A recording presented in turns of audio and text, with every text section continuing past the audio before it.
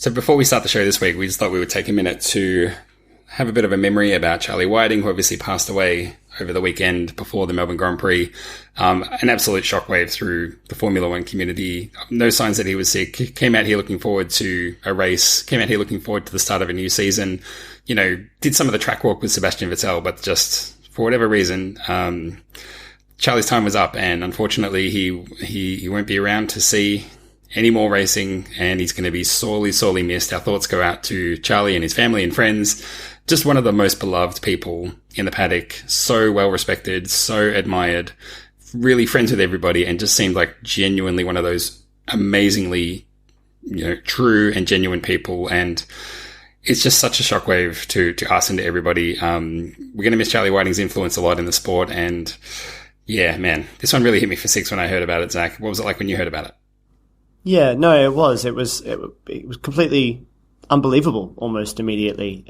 He feels like, and he was one of those people that I think over the last few years, with a lot more attention on the sport through social media and the like, that those people who followed the sport quite closely got to know who kind of the mythical Charlie Whiting was.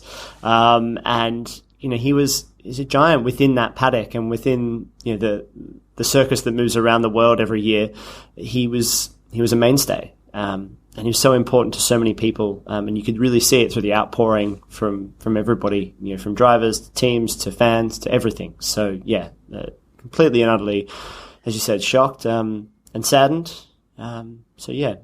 And we just thought we would try and get some thoughts out of the way before we start the actual show, because it just would be impossible to move gears from our usual show where we're having a giggle about Formula One to this and then back into having fun again. So we wanted to pay our respects and get out of the way before we started, and on with this week's show.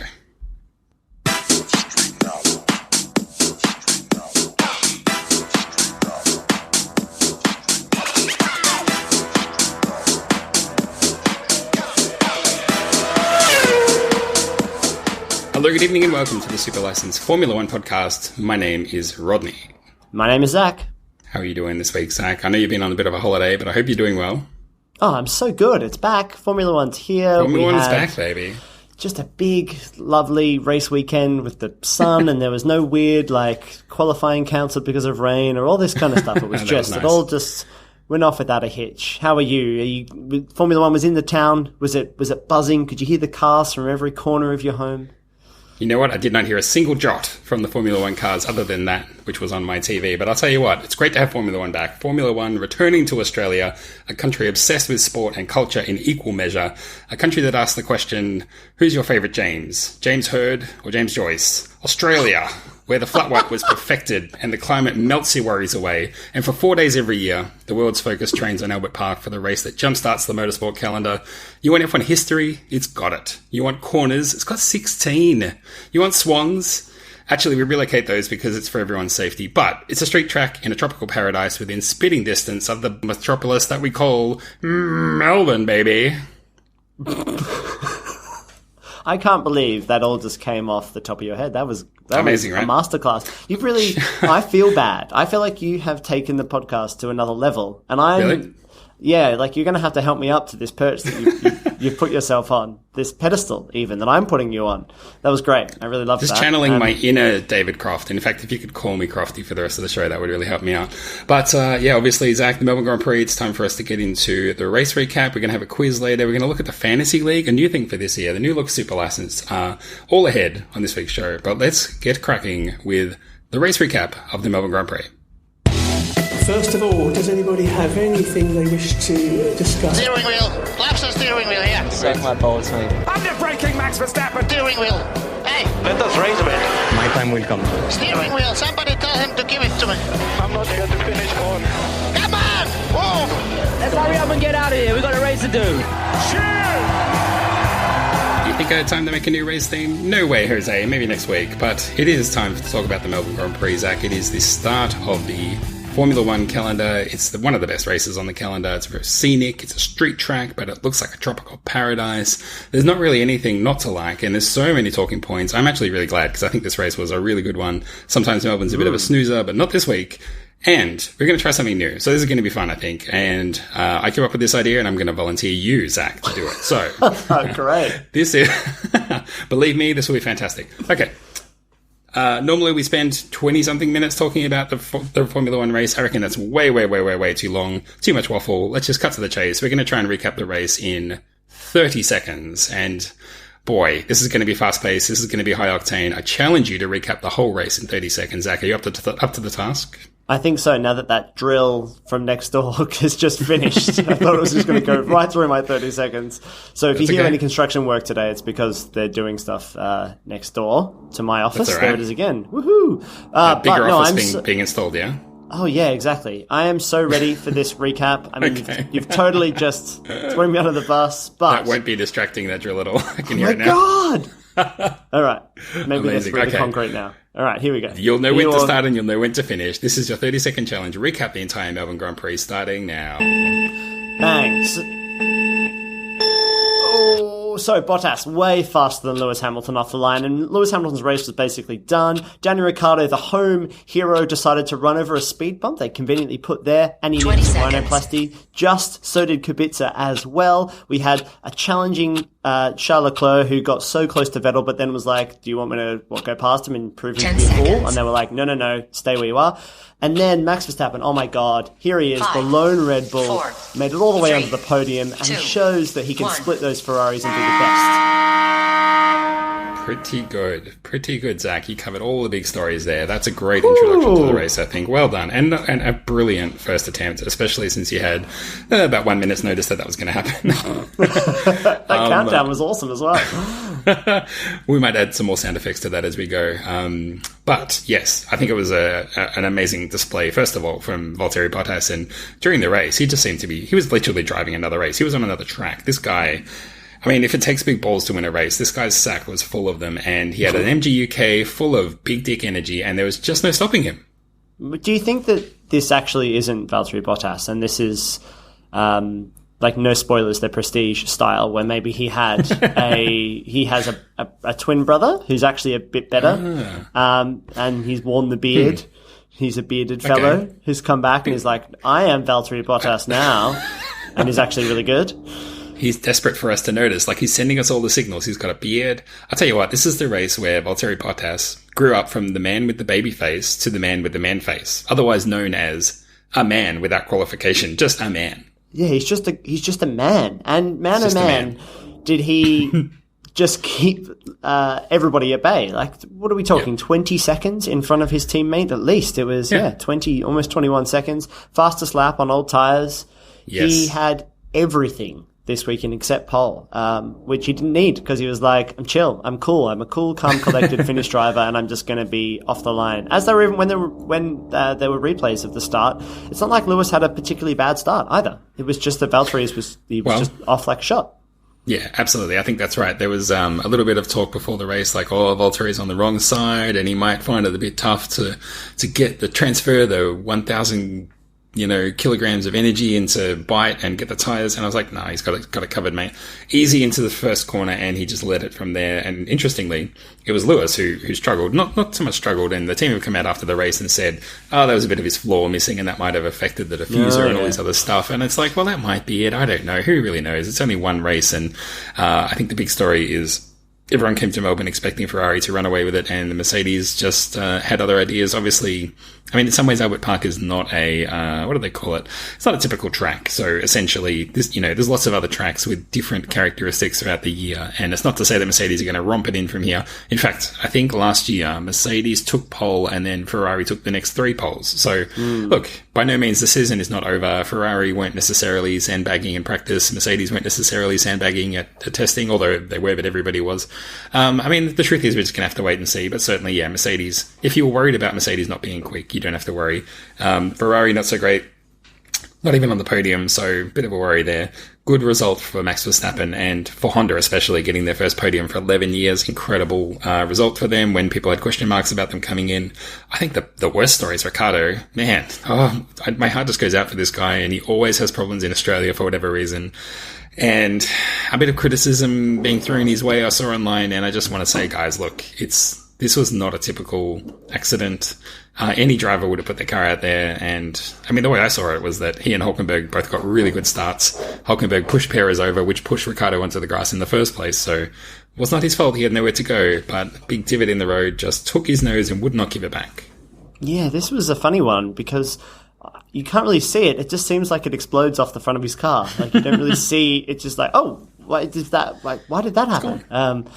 And there was no coming back from there. I really thought that maybe he'd be able to take the early pit stop, get a new nose, put on those hard tyres, and off he goes and maybe make some places back. But it just wasn't there. His car was too damaged. You know, I don't think that the Renault power unit has got enough to, especially around Melbourne when we didn't, in truth, there wasn't a lot of overtaking. This was really like everybody in the midfield was like, all right, I'm behind someone, this is it, until pit stops or until something changes. There wasn't really any movement anywhere, as we could see with the likes of Pierre Gasly trying to get past Toro Rosso. He was just kind of stuck, and there wasn't really much anybody could do. So I don't think Daniel was going to be able to make a bolt from the back all the way up to the points, which was disappointing. I did just kind of feel like something was missing, and I haven't really retrained my brain yet. So whenever I see a Red Bull, I'm like, yeah, come on, Red. Oh, wait, no, that's... exactly the same. I had exactly the same result. But especially on the onboard for some reason. I was like, oh, here we go. Here's Daniel. Oh, wait, no, it's not him. No. Not him at all. Ricciardo was pretty much stricken after getting a new nose and starting from the back. Really nothing you could do. Interesting that you mentioned there, Gasly, on the Toro Rosso. It was Kvyat that he ended up stuck behind because, Kvyat had a bit of a scrappy couple of laps before the pit stop involved and just sort of lost a few tenths when he probably shouldn't have. Gasly came out of the pits just ahead of him and Kvyat was like, I'm having none of that. I've been out of F1 for too long, and just demanded the place back, took it back, and then didn't give it up for the rest of the race. And I mean, good on you, Kvyat. Shows that you've got some balls. Bad news for Gasly. Finished outside the points. Looking on a weekend where silly. Yeah, when Max was on the podium. He was on the podium. Like, this is... Clearly, he just didn't. Rough. The thing is, it wasn't just the race; it was qualifying as well, where he crashed, and it's just a shaky start from Pierre Gasly to start the season. I really hope it turns it around for his sake and for the team's sake. But the interesting thing, and we sort of brushed past it a bit before, is the fastest lap. And actually, this was announced just after we did our last show, so sadly we didn't get to talk about it. But they've introduced now a fastest lap for a point for fastest lap.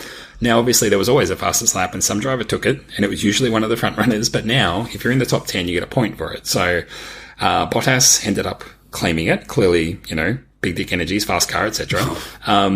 Red Bull were keen on it. Verstappen held it for a little while before Bottas took it, but they were even thinking, hey, Gasly's outside the top 10. Maybe we pit him. He's not going to get any points anyway. Let's pit him. He can set the fastest lap. It'll just neutralize the situation and no one else will get it. Or kind of like, if we can't have it, no one can have it. And then that, didn't work because Bottas's time was so fast that they realized we're not going to be able to do that. Then you look at Charles Leclerc from Ferrari, who did have a big gap behind him, could easily have pitted and come out and set the fastest lap, which also incidentally would have taken him off Vettel's heel, which is a whole other story. But they decided not to, saying, it's a bit risky when you pit. But I think after the race, they're having a meeting to review the decisions because, hey, why would you leave a point on the table? That is really silly. So everybody, it seems, wanted the point, where I thought coming into this race, this point for fastest lap is going to be nothing. Well, all the drivers want the point. None of the teams want it. That's the difference, I think, is that all of the drivers are like, hey, man, 1 point. Let's do it. And the teams are like, hell no. Are you serious? Come into the pits? What, dodgy wheel guns? You missed your marks. We have to basically put the car in neutral and get it back into gear again. These are all things that, the pit stops are way too risky anyway, let alone just chasing 1 point. I think that's what we're going to see more and more. I think that this is a bit of a red herring, for me. I don't think the big teams, the top three, are going to look at this point as anything more than a bonus, and none of the other teams are fast enough to claim it. So I think that's the thing, especially late in the race. I don't think it's worth pitting to get it. No. And then by the time you're late in the race, it's really hard to just fire it up and light it up and get it going. Most people are saving their tyres, just like Lewis Hamilton was this race, because Ferrari pitted early and they pitted Hamilton to cover him off. But he was saving his tyres for the whole second stint, and that really took him out of contention for the win, honestly, because he just wasn't in a position of the challenge, didn't have the speed, but also had to save his tyres. Terrible situation to be in. So yeah, this bonus point, man, I was so negative on it coming in. I can't believe that it actually turned out to be an interesting talking point, a noteworthy talking point coming into this race. But I mean, good on it. It's funny, it's interesting, and a noteworthy talking point, but it just went to the guy who was coming first. And that's what we're going to... And I'm going to stake my claim right now and say that because of the... people will say, well, in the past, remember that time Alonso came in and pitted because just he wanted to get the fastest lap? Yeah, but he didn't finish in the top 10, so he wouldn't have got the point. So no one in the midfield can afford a pit stop if they're in the top 10. Right? None of them can. It's too close. They always end up line astern. From kind of fifth down, everybody is right next to each other to the end of the race, it feels like. So none of them are pitting to get the fastest lap, and none of them are fast enough if there's a guy at the front, like especially if it's a Mercedes car, because we know how good it is in the clean air. They're all just like, Bottas took it on hard old tyres, like at the end of the race. So I don't think that anybody but the top three teams are really going to be able to get it. I think it's going to end up going to the team that's at the front most of the time, and it's just going to be extra points, and which will make the playing field even more unbalanced, essentially. So, yeah, I think it added intrigue, but I don't think it actually did anything, and I think that intrigue will disappear, like we've had with qualifying changes and tracking micro segments in sectors. I think it'll all just kind of go a little bit by the wayside, and it wouldn't surprise me if they don't keep it. Well, I mean, 2020. The thing for me is, what are we actually rewarding? Like, I mean, we're rewarding the fastest car. Sure, but guess what? They're probably always rewarded by being on the podium. So isn't that reward enough? Like, I just don't get it. And I mean, we have these weird stats now where Bottas finishes with 26 points, and he becomes the person after the first round to have the greatest margin over the next driver. And it's like, well, yeah, but it's by 1 point. Like, I mean, it's just it's such a strange thing. And I just, like I said, I just don't really understand what we're rewarding, because we're giving just one extra point, which doesn't even really seem to be enough to be worth going for, unless you're in the backmarker team, and then they're excluded. So who cares? Yeah, no, I'm glad that people asked about it, but anyway, I'm not too concerned by it. But, Charles Leclerc is an interesting one, because he was in a position where he was just looking incredibly quick at that point when he cruised up on Sebastian Vettel. It just seemed like Vettel had seemingly no pace at all. It's come out afterwards that he asked Ferrari and said, "Hey, what should I do now? There's a red car in front of me. Should I drive past?" Like, hey, that's what he said. He said to the team, "Hey, am I passing or am I holding still?" It's like, dude, if you have to ask, it's not going to happen. No, and look, it's probably too early to go and challenge right now, but he did look way better. Or just challenge. If you're going to challenge. Don't ask for permission. No one's going to give you, permission to be world champion. You just got to take it. That's what world champions do.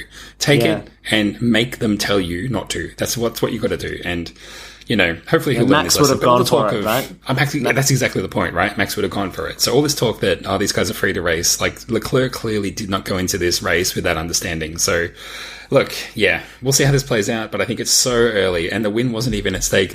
Barely even a podium position was at stake, and they're already implementing team orders at Ferrari. This is not looking good. No, and it's the one kind of ingredient that was missing for Mercedes' absolute domination was Valtteri Bottas, and here he is with the win. So yes, exactly. So the only other thing I think that's worth talking about from the race was the performance of Haas. We talked on Renault about how they were perhaps lacking a bit of performance here. Hopefully they pick it up in the next few races, but Haas seemed on it, had the speed. Unbelievably, another issue in the pit stops where at Australia for the first race, after they said that they had done something like 300 or 400 practice pit stops, they still pull in. Romain Grosjean still pulls in and they stuff it up. Good performance from Magnussen, Grosjean not so much, and Haas at least go away with some positives, but it's not the result that they deserved yet again from the first race of the year. No, I mean, we're just happy for Kevin Magnussen, right? He was bullying people around. He was defending well. It was good. I could not believe, because we're all just fresh off watching the F1 Drive to Survive Netflix series. So we're all just like reminded so clearly of how bad that was last year for Haas. And it's like, seriously, you let him go again and it wasn't connected? Yeah. Like, what are your wheel guns doing? What are your nuts made of? Are you using standard parts? It was so poor. And Romain Grosjean, he can't catch a break unless it's a broken car. So, yeah, not great. But hopefully they can manage to keep that pace up, because we saw this last year as well, that they look good at the beginning and then their development just doesn't really continue, like a lot of the mid-table teams. So hopefully they can stay on it, because it's getting a bit spicy in the midfield, already, that there are, the McLaren looks okay until the engine explodes and goes on fire, which, that happens sometimes in Formula One. That's pretty reasonable. I actually thought everybody had a relatively reliable race, right? Grosjean didn't have a wheel that went on. Yeah. Ricciardo, they retired him because he was running around at the end and his car was really damaged, and Sainz's MGU-K caught fire. But that's it. Fire, a bit of a problem there for McLaren. Yeah. But then, Kubica finished 3 laps down, which is, well, I hate to say this, Williams and Kubica fans, but I know the car was probably hurt and he needed a nose replacement. But that Williams is a dog, man. Like, that's done. Sorry. There was a tweet from Guido van der Garde saying, I might get in my Caterham and go out there. I might still catch Kubica, because he's so slow. And, he just didn't actually look very good throughout the weekend. He was hitting the wall a few times. It's definitely some question marks about, I guess, his fitness and his stamina and it's just his physical ability to control the car. Obviously it's one thing to do a few laps and get through, but at a tight track like Melbourne, racing. Touching the wall so many times is just not good. So, he'll be glad to get to a track with fewer walls, I would say. But yeah, I think that's about it from the Melbourne Grand Prix for talking points. Zach, anything else you want to wrap up the discussion with? No, I just hope that we see a resurgent Ferrari. As you mentioned last year, they came back and took a bunch of poles. So yeah, it was just a bit of it was slow in the middle. It was a really good start and really good finish, but there was a bit slow in the middle. I'm hoping for a bit more. But Melbourne's often like that. So there were no crashes, no safety cars. Like, we usually get something that kind of changes things up a bit. And everybody was very well behaved. It really felt like people were almost a bit of tiptoeing around just to kind of feel everything out. Well, that'll do it for the race. It's time for us to move on to the next segment, which is called Fantasy Focus. There's no sting because I haven't made one yet. Maybe that'll be the sting. Fantasy Focus. Something I like that. Yeah, well, I'll work with that for next week. Tune in next week to see what I do with that. So thanks to everybody who joined the fantasy team. Obviously, again, we've been doing this for years, but this year it's the focus that we talk about it in the show. It's replaces predictions, and we currently have 69 people signed up today. I don't know what you're laughing at. There's nothing funny about that, Zach. Grow up, please. 69 people have joined. If you want to join, you can go to fantasygp.com, add your team to the Super License Universe League, the number that you need. I'll read it out, even though you'll probably want to go to our Twitter and see it or whatever.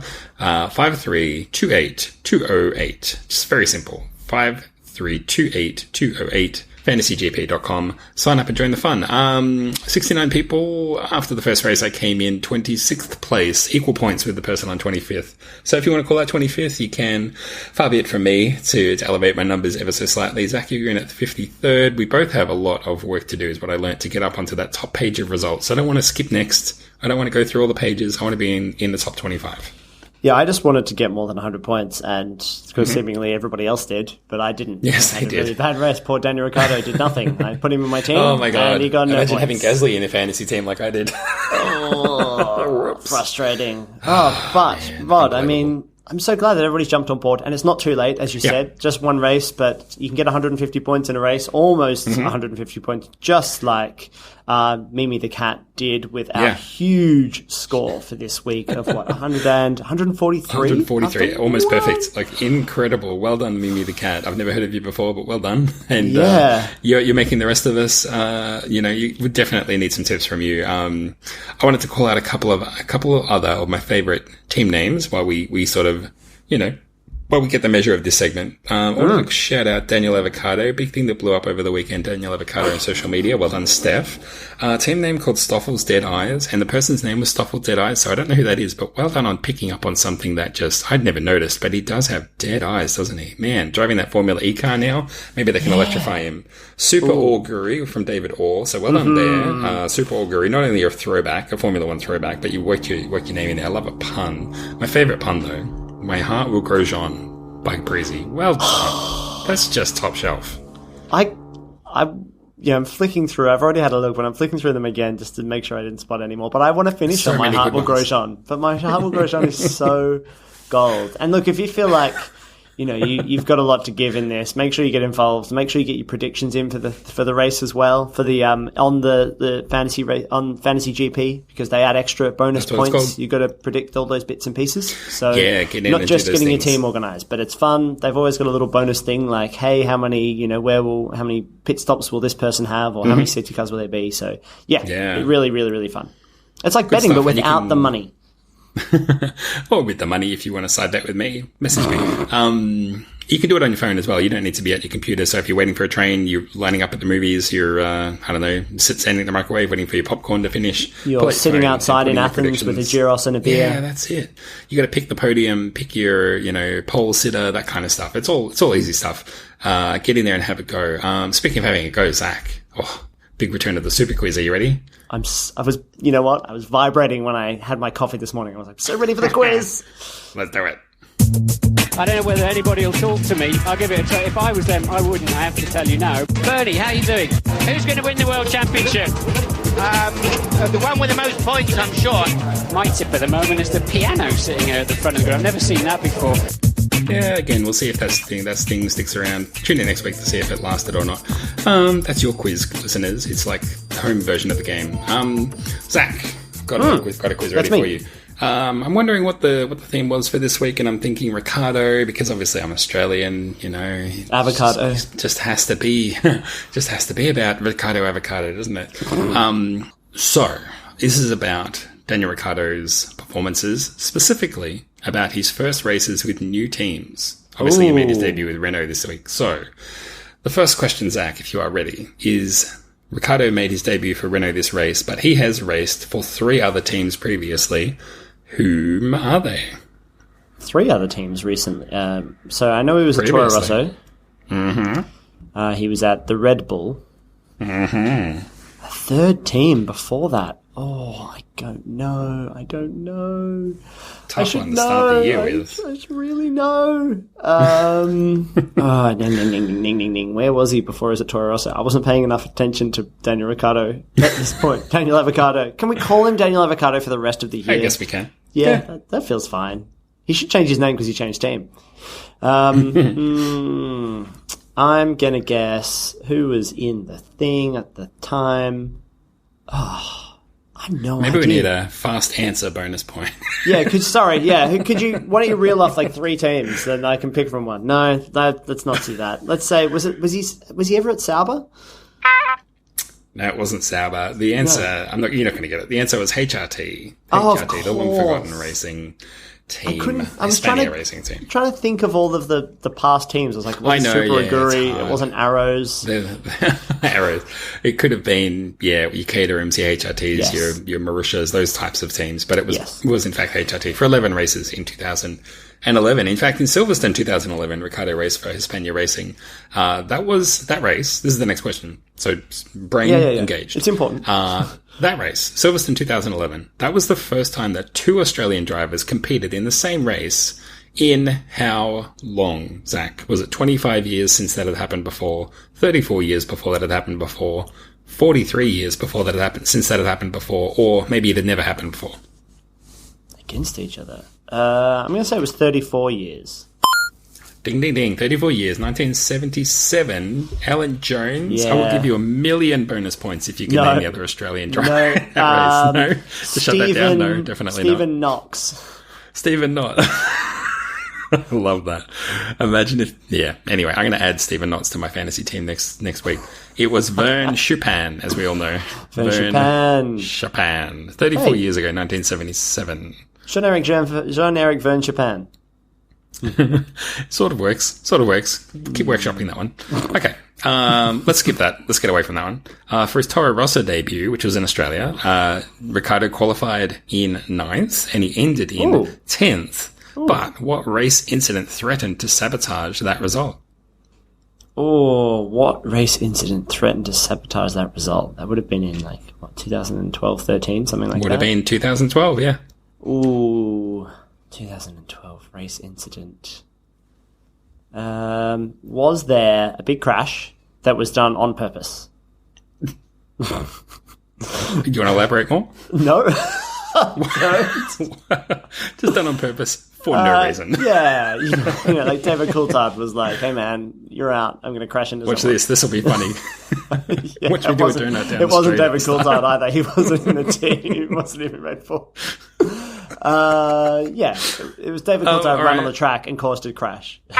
Unbelievably, I will give you half a point. It wasn't on purpose, but the Williams of Bruno Senna was tagged by someone else. He turned sideways and got airborne, landed on Ricciardo's front wing. He had to pit for a new one and emerge as good as last. Sound familiar? It does. I told you. This guy has a home race curse, I'm telling you. Yeah, man. What is it about the noses for these cars? Like, what needs to keep his nose out of trouble, doesn't he, Rod? Yeah. That's the thing. I mean, I hit my nose on stuff all the time and it almost never falls off. Like, it's ridiculous. Yeah. No, mine never needs replacing. Yeah. I wonder, do you reckon they bring Very extra expensive noses to Melbourne for Daniel Ricciardo? They're like, they probably we've do. got 6 front wings. Sorry. Sorry, What are Hulkenberg, you these got for? 1. Nothing. It's just that we've seen you race here before. Okay, let's skip forward to 2014, where he makes his Red Bull debut. He sets the fastest time in Q1. So, Zach, tell me, what flow-on effect did that have for the rest of the grid during qualifying after Ricciardo set the fastest time in Q1? What flow-on effect did that have across the rest of the grid? It meant that somebody was probably knocked out that he shouldn't have been in Q1. Or did it mean that everybody had to come out for more times and there was some real hold-ups? And that meant that Sebastian Vettel didn't qualify, didn't get through Q1? No, you're talking all around it. No. This one, it did affect another driver. You're sort of in the right ballpark there. This one affected Pastor Maldonado, whose fastest time was below the 107% threshold. So he had to go and beg the stewards to be allowed to race, and for better or worse, they did. So that was... they never disqualify anyone for that. Well, barely ever, right? That was Ricciardo's big contribution, that he almost got Maldonado knocked out of that race, keeping all Australians safe. Daniel, we are forever indebted to you for your efforts. So, in that same race, 2014, Ricciardo went on to qualify P2 on the front row, and he crossed the line in P2, but was later disqualified. Zach, nice easy one. We're getting towards the end. Why was Daniel disqualified? It was the flow rate monitor he was using over the race, over the time, more than 100 kilograms of fuel per hour, or whatever it was. Don't we all know it all too well? I can still remember where I was when we found out. Yeah, I was with you. We drank our sorrows for about 7 hours while we waited to hear. The correct answer that I have written down here is stupid fuel flow stupidness. So I think that pretty much sums it up. Still no Australian has ever stood on the podium for an official F1 Australian Grand Prix. We were so close. We were so close. Hey, if Daniel was at Red Bull, maybe he would have done it this year. Well, maybe. Speaking of being close, there aren't too many highlights from Ricciardo's debut for Renault this year, except for a solid qualifying performance where he lined up behind his teammate, who was not much faster than Daniel. Tell me, how much faster than Daniel was his teammate Hulkenberg? Was he 8/10ths faster, 8/100ths faster, or 8,000ths faster? I think it was 8/100ths faster. Unbelievably, he was only 8,000ths faster. They were so close. There was not even a bee's dick, but like a tiny little pimple on a bee's dick. That was the only difference between the two drivers this week. So good signs for Daniel in qualifying. Certainly neither of them left anything on the table. If you need a positive takeaway from the race, boy, I'm trying hard to find one for you. That's the best that I can do, my friend. Nico and Daniel, have we seen any chemistry between them? Are they mates? I feel like at the moment they are. They seem to be. Yeah. I wonder. I'll tell you what's weird is the gulf left at Red Bull, because Pierre Gasly and Max Verstappen, they're just like, they're both at like 65%, where Ricciardo was at like 110%. So it's like, even the both of them together, they still don't, and they don't really have a lot of energy for each other to feed off either. It's a weird one. They'll have to work it out, but it's a bit of a weird one there. No, Max is either too serious or too silly, or like that kind of nerdy silly. Which is where Sebastian Vettel used to be like as well. And I feel like Sebastian Vettel has like matured and now it's just a bit serious all the time. Whereas you need someone who's got a bit of both. Find you an F1 driver who can do both. Find you an F1 driver who could do everything. His name is Daniel Ricciardo. Well, Zach, we've done the race recap. We've looked at fantasy. We've done a quiz. It's time for just a final takeaway, a final thought for the week, I think. I don't know if you've got anything prepared, if anything caught your eye since we did our last show. Anything come to mind that you just want to leave us with as a final thought? A final thought. I think that it's Kimi Räikkönen is my final thought. It was nice Just having Kimi him. Räikkönen. Yeah, it was just Kimi Räikkönen. Here's my final thought. Think of him before you go to bed every night. It was nice having Pootering around, in the Sauber. Sorry, the Alfa Romeo, not the Sauber. The Alfa Romeo. God, there's another one, right? All this year, I'm going to have trouble with Daniel Avocado being at Renault and Carlos Sainz being at McLaren, and that Kimi Räikkönen is at Alfa Romeo. Even every time they say Alfa Romeo, they always are like, which used to be Sauber. They remind everyone, still the, Sauber, but now it's Alfa. But, P8, he'll take that. There's, stuff to be worked on there. He was in and around it. I wouldn't say that they have Haas pace, but it's not bad at all, considering Giovinazzi's down in 15th. I don't know the particulars around that, but Kimi's still got it, and I think this will suit him at Alpha. And I think that we're on. It's nice to have them kind of as like a bogey in the middle of the grid. No one's going to be blitzing past Kimi Räikkönen, so I'm excited for that.